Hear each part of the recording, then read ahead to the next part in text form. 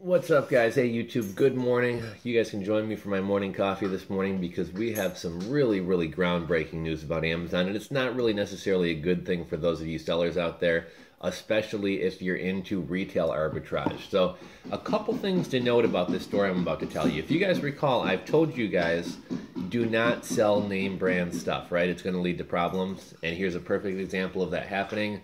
The other thing I tell you guys, do not violate control. And violating control means putting, too much of your business in the hands of a third party where you lose control of it. And if you didn't follow these two lessons that I've taught in the past, and two things that I've really stressed a lot, you're probably going to be pretty upset about this. So basically, I'll give you guys everything in a nutshell. Amazon, due to all the problems with counterfeits and knockoffs and things like that, if you want to sell name brand stuff, you have to pay a $1,500 non-refundable deposit just to be reviewed and maybe accepted or maybe not accepted. So let me say that again. In some cases, it's $1,000, but for all intents and purposes, $1,500 non-refundable deposit if you want to sell name brand stuff. So what does that mean? That means retail arbitrage is pretty much dead. If you're somebody who goes to Walmart or goes to the outlet stores and tries to find, last year's Nikes that there's still a good margin on or something like that, it's not going to happen anymore. So that's kind of everything in a nutshell. I'll kind of break this all down for you.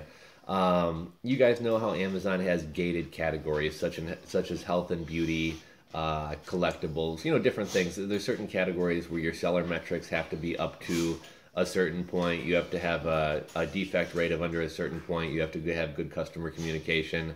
And in some instances, like health and beauty and stuff like that, they actually want you to submit information about your product, pictures of your product, etc. And then they decide whether they're going to let you into that category or not.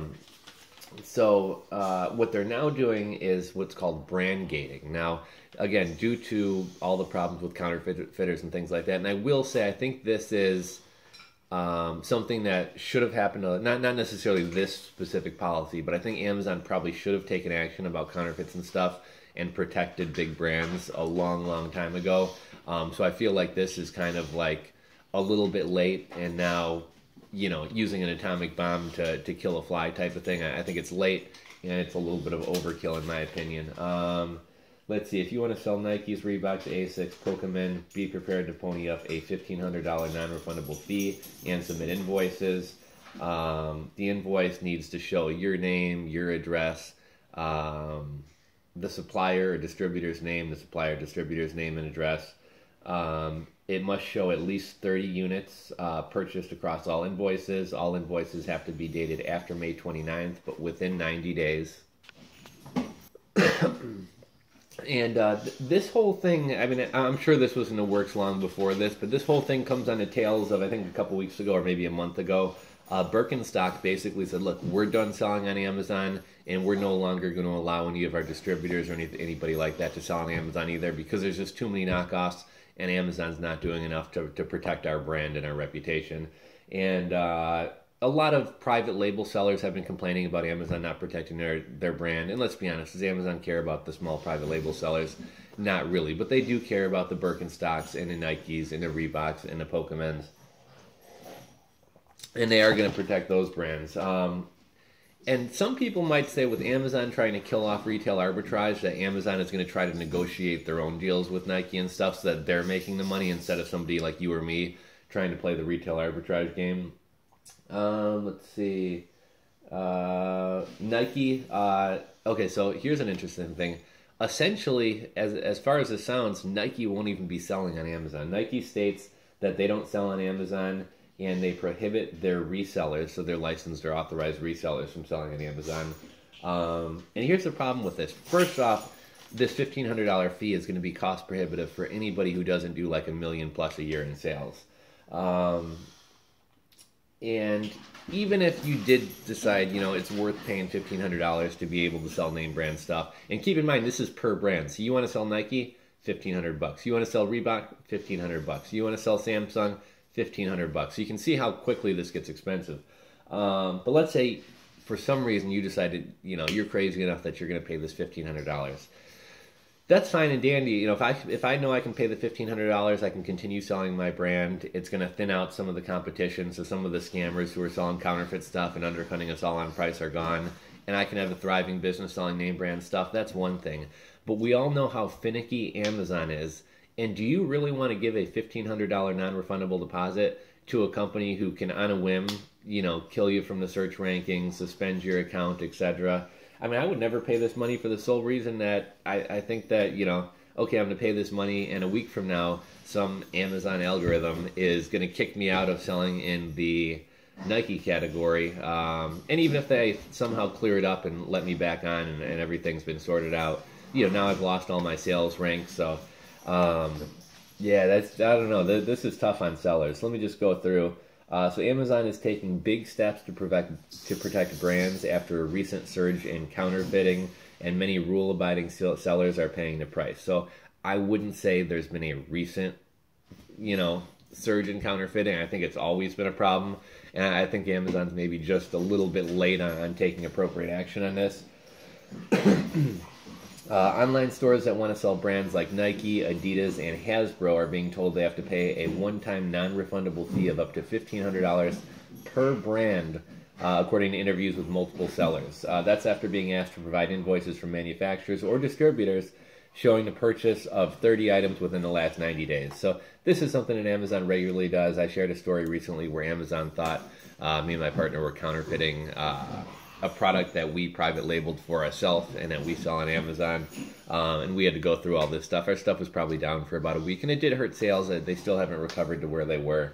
The process, which started rolling out selectively last week, is called brand gating, and it amounts to a big toll for sellers. There will be plenty of detractors in the low-margin, highly competitive business of e-commerce, but it's a sign that Amazon, which dominates online commerce in the U.S., is taking counterfeit selling seriously. The site is making it significantly harder for unauthorized merchants to flourish. And Amazon says, we want customers to be able to shop with confidence on Amazon. For certain products and categories, Amazon requires additional performance checks and other qualification requirements. Let's see. So problematic is Amazon's counterfeit issue that Birkenstock, which I told you guys about, took a dramatic step last month of telling third-party merchants as of January 1st it will no longer sell on the site or allow its partners to do business in the marketplace. And this isn't that uncommon. There are a lot of brands who want to kind of protect the price of their brands, so they don't want their stuff being sold on eBay or Amazon. So if you want to be a licensed distributor or whatever, you have to sign as part of your contract. You're not going to sell on those platforms. A lot of sellers, however, like I kind of shared, are concerned that Amazon is now overreacting. So I feel like Amazon was pretty late to do something about this, and like I said, now they're just really taking the hammer to it, and they're going to charge the good guys out of business in an effort to get the bad guys out of business, essentially. And last week there was a seller conference for online entrepreneurs in Seattle, and a lot of Amazon merchants said they're being hit with seller performance complaints and suspensions at unprecedented rates. I will say I've had my fair share of problems with Amazon lately from customers buying the wrong product from me, then returning it, and I'm getting dinged for selling a inferior product even though it's a customer's ordering the wrong product. I had the other issue where my item was pulled off of Amazon for potentially being counterfeit even though I created the product and the listing. Let's see... Leslie Hensel, a partner at Seller Help Service, Online Sales Step by Step, said Amazon is charging the good guys to defeat the bad guys. They need to fund going after these bad actors, Hensel said in her keynote. No list of brands has been publicly released, but sellers said they've been notified about the $1,500 charge to sell Nike, Adidas, and ASICS shoes. If you want to sell Hasbro brand, it's going to cost you $1,000. There's been reports that Pokemon is another brand.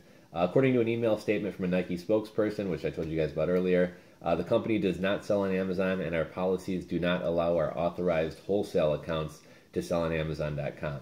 Nike didn't say how long these policies have been in place, and it's Hensel who gave this keynote speech, said that she expects gating to move into more and more brands and more categories. So now is where retail arbitrage comes up. So the broader concern for merchants is that Amazon is slowly eliminating the very popular practice of retail arbitrage. Now again, retail arbitrage is not people who buy stuff wholesale. It's people like you or me who maybe go to Walmart, pick up some stuff off the sales rack, and then go to sell it on Amazon if there's a significant margin. So Amazon is slowly eliminating the very popular practice of retail arbitrage.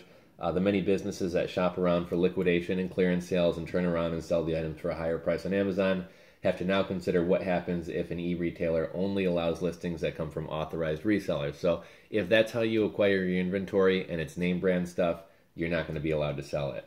One seller who spoke on a condition of anonymity said the new rules cut him off from selling thousands of products without extensive proof that the items were purchased from a manufacturer or distributor. Then there's a cost. To sell Samsung products, for example, he'd be forced to pay $1,000. And I have a picture of the application here. Maybe I'll edit it into the video. But you need to provide 3 different invoices. The invoices need to be dated after May 29th of 2016, but within 90 days of that period. So hopefully you're ordering inventory within every 3 months that you actually have something you provide. The invoices must include your name and your address. They must include the name and address of the manufacturer or distributor. They must show the purchase of at least 30 units. And they must show the purchase of at least 5 different products of Samsung across all invoices. So think about this. If you sold one particular Samsung product, you would not meet these requirements because you need to sell 5 different products. So basically, for sellers generating less than $1 million a year on Amazon, these charges will be cost prohibitive. As with every policy change at Amazon, the stated purpose of gating is to clean up and improve the customer experience. They say there's been a proliferation of knockoffs and it threatens the site's integrity. Again, I think a lot of people would argue this has been a problem for a long time and nothing's really been done, and now they're kind of taking the hammer to the problem. Amazon somewhat, there's been a lot of stuff in the news lately about private label sellers upset, big brands upset, Birkenstock upset. So Amazon feels like they're somewhat under attack and their credibility is under attack. And with the Christmas season not too far around the corner, they basically want people who are buying on Amazon to know if you buy a name brand, you're actually going to get the actual name brand. It goes on to say seller frustration is palpable just with selling on Amazon in general. 61% of Amazon sellers fear being banned. A woman by the name of Jennifer Orr, who sells beauty products on Amazon, said her sales have tanked since her suspension for 28 days. In mid-2015, at its peak, she said her business was generating annual revenue of $1.3 million, sending 15% to Amazon, which, I mean, that's chump change to Amazon, just so you guys know. Orr is down by well over half, even after getting reinstated, because her products don't have the same visibility, and there are other items she's too frightened to sell. And I experienced that myself as a seller. There's a lot of things that I want to sell, but I'm like, I know it's not against the rules or anything, but some products, just due to the nature of the product, are more likely to be returned. And there's a whole host of reasons why, and I've shared these in other videos, but there's a whole host of reasons why there's certain products or certain niches that we're almost afraid to sell in because, God forbid, it harms our Amazon account, right? This woman, Jennifer Orr, said they've created a monster. The rules aren't clear, and they change them as they go along. And that's something that I've definitely experienced as a seller as well. So basically, just to recap, Amazon is instituting a new policy called brand gating. You're going to have to pay typically about $1,000 to $1,500 per brand that you want to sell if you want to sell name brand stuff. This is kind of due to all the counterfeits and knockoffs and people selling unauthorized, big name brand stuff on Amazon. I'm not sure how far this will trickle down to the smaller private label brands, but in that sense, it could potentially be a positive thing if it helps people like you and me protect our brands. But I have a feeling Amazon's really kind of only going out on a limb to protect the bigger brands. But a couple lessons that I've taught over and over and over in these videos: do not sell name brand stuff. The margins aren't good. And there's just too much problems like this with being accused of selling counterfeits, customers thinking they got a counterfeit even when you're selling legit stuff, etc. So number one lesson I've always told you guys, do not sell name brand stuff. And the number 2 lesson I've always said is don't violate control. Don't build a brand on Amazon when Amazon can for no reason arbitrarily just shut down your account and essentially kill your business. I'm not saying don't sell on Amazon. But if you're selling on Amazon, also sell on eBay. Also have a Shopify store. Also, have this. Have a couple things going, because you can never rely on a third party where you have no control over their policies or what they do. So really kind of crazy news here today. Let me know what you guys think. Are any of you guys in the retail arbitrage game, and is this actually going to affect your business? Are any of you guys selling name brand stuff and this is going to be an issue for you? and what do you think of the policy in general. So if you enjoyed this video, give it a thumbs up. If you are not subscribed on a phone, click to the bottom right to subscribe. On a computer, click to the bottom left to subscribe, and drop a comment. Let me know what you guys think of this new policy. I got a couple more great videos coming out this week, so stay tuned, and we will catch you guys on the next one.